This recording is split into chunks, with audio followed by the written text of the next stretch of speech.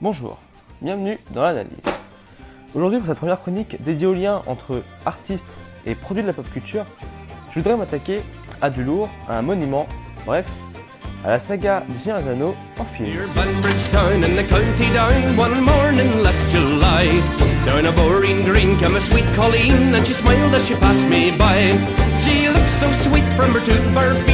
Comme vous l'avez vu dans le titre, cette chronique sera divisée en 3 parties. La première sera sur John Ho, l'un de mes artistes préférés, notamment pour son style, ses designs et aussi pour le fait que j'ai voulu devenir pro grâce à lui, grâce à l'un de ses livres. Donc, pour lui rendre l'appareil, nous allons commencer par ce grand monsieur qui a tant travaillé pour le Seigneur des Anneaux. Avant même de faire l'analyse de son style et de ses œuvres, nous allons voir rapidement son background, c'est-à-dire son enfance et son éducation. C'est pas mal important pour comprendre la suite de la vidéo, mais aussi l'artiste. John Ho a vécu son enfance au Canada, à Vancouver. Il n'a pas de parents artistes, juste une sensibilité chez sa mère qui l'aide à dessiner. Il est baigné dans l'univers de Frazetta et de couverture pulp. J'y reviendrai. Il a lu Le Seigneur des Anneaux dans l'adolescence, et il commença à parler de tout. La révélation artistique vint en découvrant les calendriers du Seigneur des Anneaux, illustrés par les frères Hildebrandt. Il alla en France et étudia le dessin au collège de Strasbourg en art décoratif. Il détesta cette période et presque rien ne reste de ses travaux.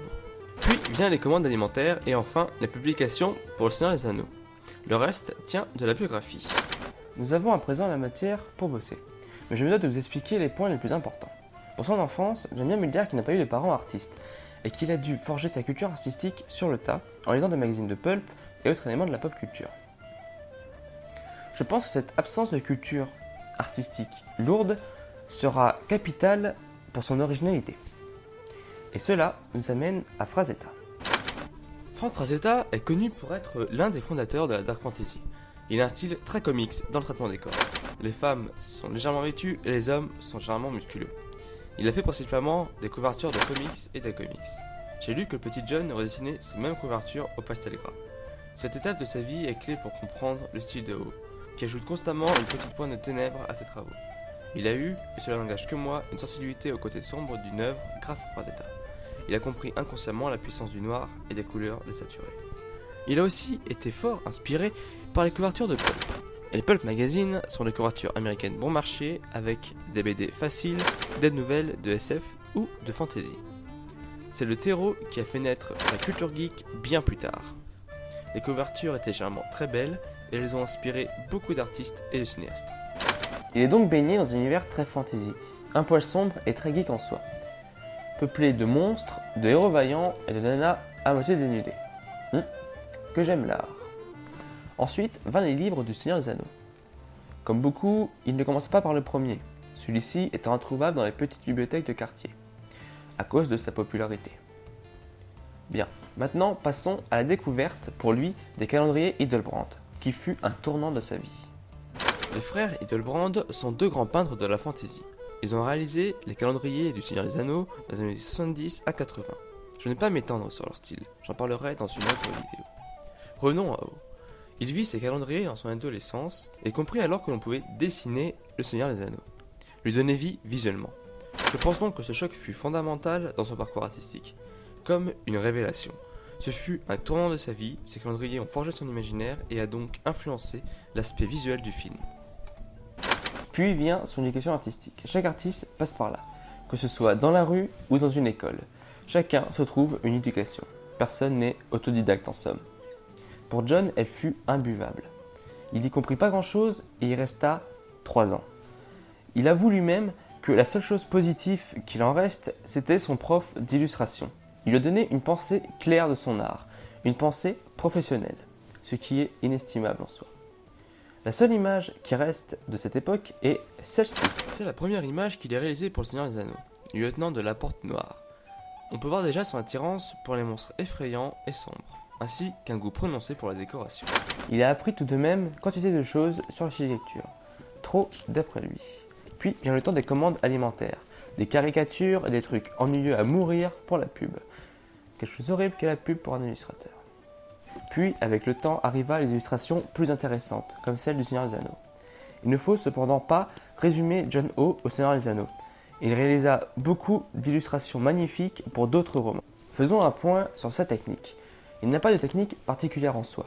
Comme beaucoup d'illustrateurs avant Photoshop, il utilise principalement de l'aquarelle et de l'acrylique.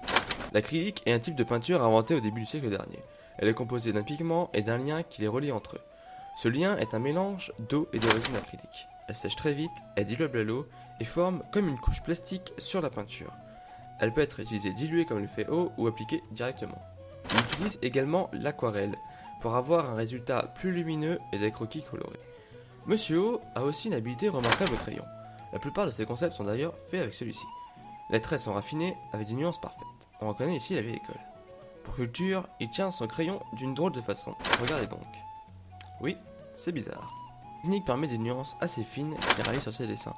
Il dit avec justesse qu'il ne faut jamais tenir son crayon comme si l'on le tenait pour l'écriture. Vu que je dessine plus que je n'écris, je ne sais presque plus tenir un crayon à l'écrit. Ou bien j'ai les crampes très vite. Cette technique permet, en plus du contrôle, d'être souple et dynamique. Et là on dit oui monsieur O. On a maintenant toutes les informations sur John O.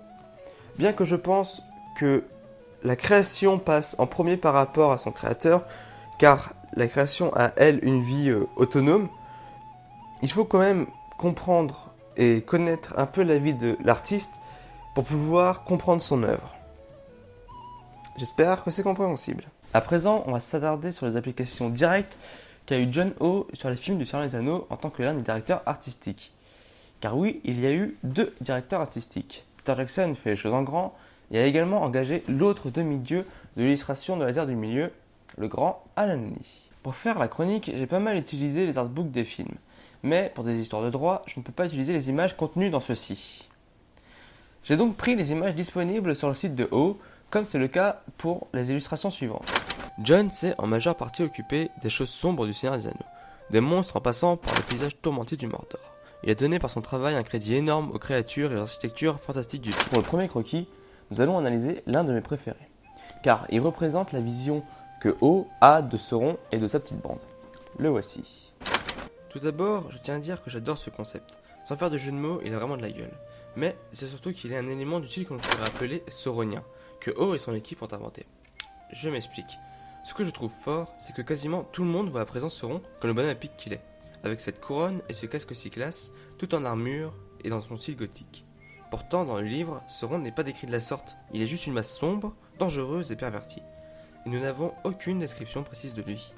John O et son équipe ont fait le tour de force de représenter une chose irreprésentable, le mal. Ce qui fait que le concept de Sauron qui est présent dans le film est tout à fait incroyable. Sauron transpire le mal esthétiquement. Et cela, tous les concept artistes veulent en faire de même. Ils veulent tous créer un personnage ressemblant à ce qu'il est à l'intérieur. Pas mal de gens le trouvent naze. J'ai juste envie de leur dire d'aller au diable. Car une vision du mal informe et fantomatique ne passe pas très bien au cinéma et c'est le moins que l'on puisse dire. De plus, la version présente dans le livre est faite en sorte que l'on se l'imagine, que chacun puisse se faire son propre Sauron. Chose encore impossible au cinéma. Sauron, dans le film, est esthétiquement bien fait. Et là, je sais ce que vous allez me dire, que ce n'est pas Sauron, mais la bouche de Sauron. Eh oui, mais le style est le même. Je n'ai pas pu trouver d'image de concept de Sauron qui ne viennent pas de l'artbook, donc on va se baser sur celui-ci. Il a bien le pic sur la tête et le style ultra serré de Sauron. Ce dessin est le reflet des idées présentes dans l'artbook. C'est vraiment sa vision de Sauron. Il a bien sûr travaillé en équipe, mais c'est lui qui l'a dirigé, pour donner ce style magnifique que nous connaissons. Ce style est d'ailleurs un cas d'école de design. Les pics décrivant le mal et la couronne lui donnant son statut de roi. Pour revenir à Sauron, que l'on n'a jamais vraiment quitté en fait, ce personnage est un vrai temple, au sens propre. Je m'explique. Regardez ce croquis de Barad-dûr. Cette architecture est celle d'une cathédrale dédiée au mal et à la corruption, avec des pics horribles. Bien, retournons à César ce qui est à César. Le dessin que vous voyez vient de Tolkien. Un très joli dessin d'ailleurs. On peut voir des éléments représentatifs de la tour, mais le moins que l'on puisse dire, c'est que ce n'est pas très réaliste, dans le sens plausible. L'une des forces de O est de rendre plausible une chose totalement impossible. L'architecture est clairement fantastique et irréalisable, mais plausible. Et là est la finesse du concept. Un concept est un juste équilibre entre le plausible et l'impossible. Et là c'est le cas car O a une connaissance incroyable de l'architecture du Moyen-Âge. Donc tout tient la route, contrairement à la vigne de Tolkien. Nous avons donc une architecture tourmentée. Barad-dûr est un temple de la corruption, une immense cathédrale noire. Jetons un œil sur Sauron. Il est identique, fait d'arches, d'arcs-boutants, de pinacles et de tours. En fait, le casque de Sauron est un vrai édifice. Il a le lien direct avec l'impact qu'il a eu sur la Terre du Milieu. L'architecture du mal ressemble au mal lui-même. Il en reste que Sauron a terriblement un look de cathédrale. Si l'on pousse un peu plus loin, on pourrait dire qu'il est le temple renfermant le mal. Mais là, c'est peut-être un peu de la surinterprétation. O a réalisé beaucoup de lieux sombres et maléfiques, comme The Pass of Death. Il a conceptualisé pas mal de monstres abominables également, comme l'araignée Shelob, le Balrog, les trolls et autres bestioles du monde. Même Gollum. Une grande partie des concepts sont extraordinaires. Ils décrivent esthétiquement leurs fonctions, tout en restant fantastiques et plausibles. Ce fut un coup de maître pour quelqu'un qui n'est pas concept artiste à la base, et pour cela je lui vaux une grande admiration. Il ne faut cependant pas oublier le travail de son équipe qui a réalisé un travail énorme et qui sans sa présence rien de cela n'aurait été possible, ainsi qu'au travail fantastique qu'a fait la Weta. Il ne faut pas oublier que l'équipe est le corps et que le directeur artistique est la tête. L'un ne va pas sans l'autre.